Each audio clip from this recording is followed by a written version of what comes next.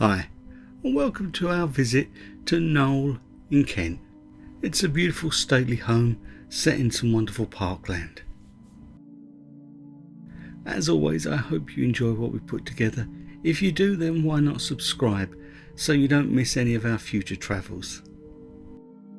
So as I said, we're in the southeast corner of the UK in the county of Kent, and we're on the edge of the town of Sevenoaks, which can be reached from London in just under half an hour by rail.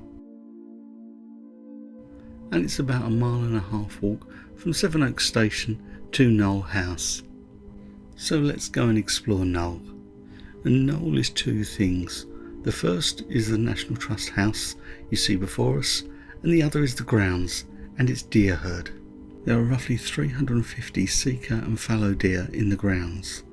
These are wild deer, so please don't feed them. And if you're walking your dog through the grounds, then please keep on a lead at all times. No one wants another Fenton experience, do they? Now I want to point out there is an on-site car park, but that's only for people visiting the house or National Trust members. However, you are able to walk through here.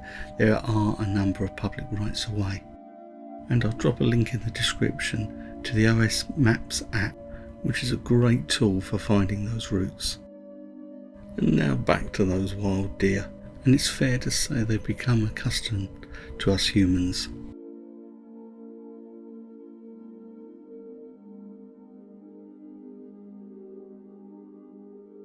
Now it looks like someone didn't read the information, and this fella's been fed a carrot. I promise you it wasn't us.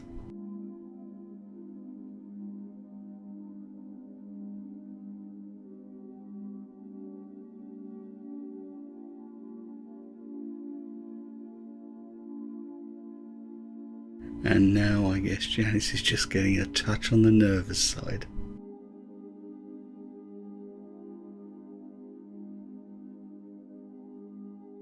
And now let's take a look at Knowle House, which was built between 1455 and 1608 and has been in the care of the National Trust since 1951. We'll make our entrance through the Gatehouse Tower, and those with a finer eye for detail will notice that this is a mixture of medieval, Tudor and Jacobean, and it wouldn't be the same if there wasn't a tower to be climbed.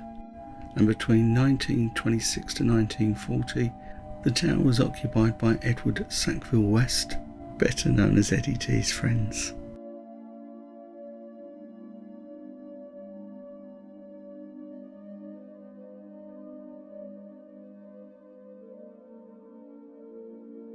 And on to the next level, and as you can see, the stone staircase is quite narrow and steep, and people in both directions are using it too. And now we've reached Eddie's music room, complete with period features.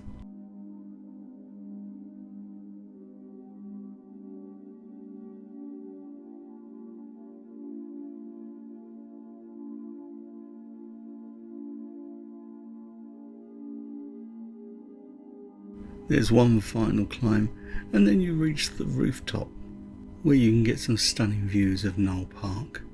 And again, another one for those with an attention to detail.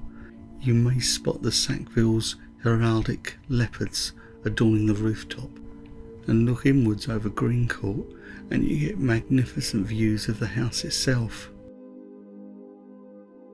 Although it started life as an archbishop's palace, it wasn't long before one Henry VIII took a shine to it, and it became residence to his daughter from Catherine of Aragon, who later became Mary I of England.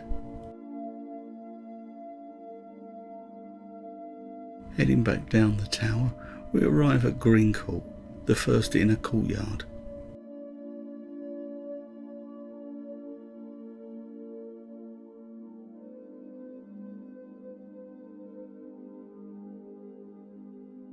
We now proceed onwards to the inner Stone Court.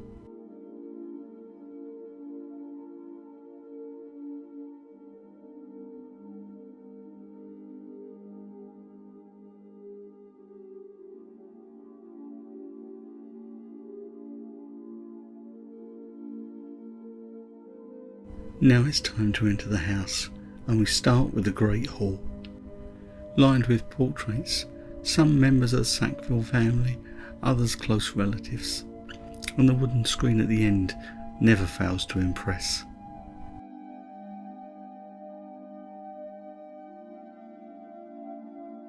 From here we head up the grand staircase, and I think grand is the right word for it.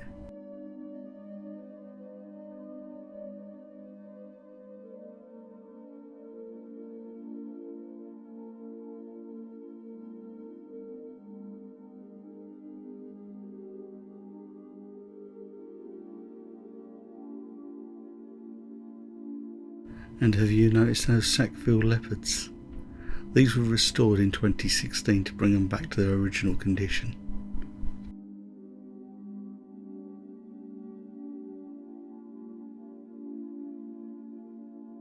And once we reach the top of the grand staircase, it leads us on to the Brown Gallery. Here you'll find portraits of royalty, dignitaries and members of the clergy. Just off the Brown Gallery is the billiard room, and this is adjacent to the Leicester Gallery. Knowle is a treasure trove for the art historian.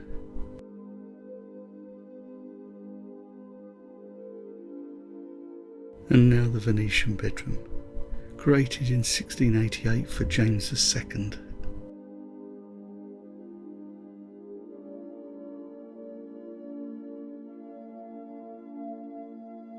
And now a view over to the parklands beyond. More of that shortly. And now the Spangle dressing room. And guess where that leads to?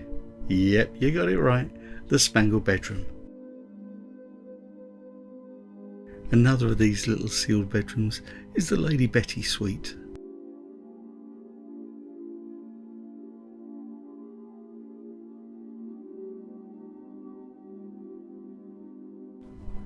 After exploring this wing of the house, we head back down the Brown Gallery until we reach Knowle's ballroom.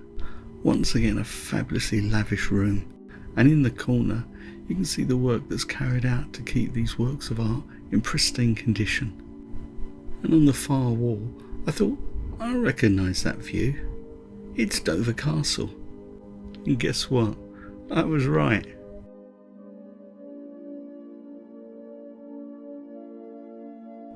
To truly enjoy the collection at Knowle, you really do need to take your time. There's some stunning works here. And then to prove that, we step into the Reynolds Room, featuring works of art by the renowned British artist Joshua Reynolds. And then the Cartoon Gallery, featuring this amazing work lining the wall.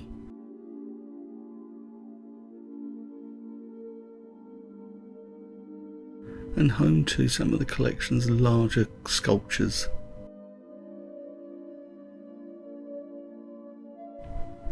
And I really don't need to put up a label for this, do I? The King's Closet, which, as you probably guessed, is right next to the King's bedroom. And this is the final room that we visit within the house, so it's now time to step out into the daylight.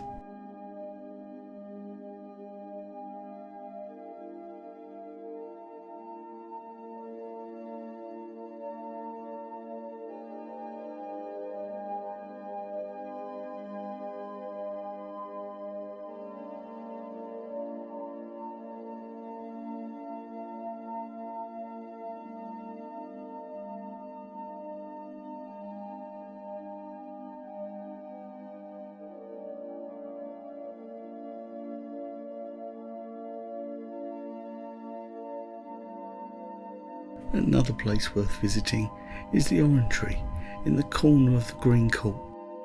Opened in 2010 to the public, it had previously been used for garden storage, but now it's been returned to its 1823 look.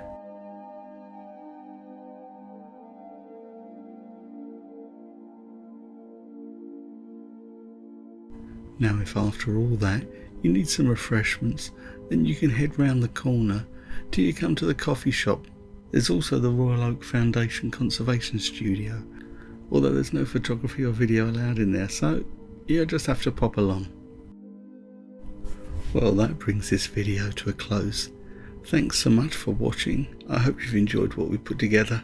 Don't forget to give us a like, and why not subscribe so you don't miss our future travels. Thanks so much. Stay safe, stay well.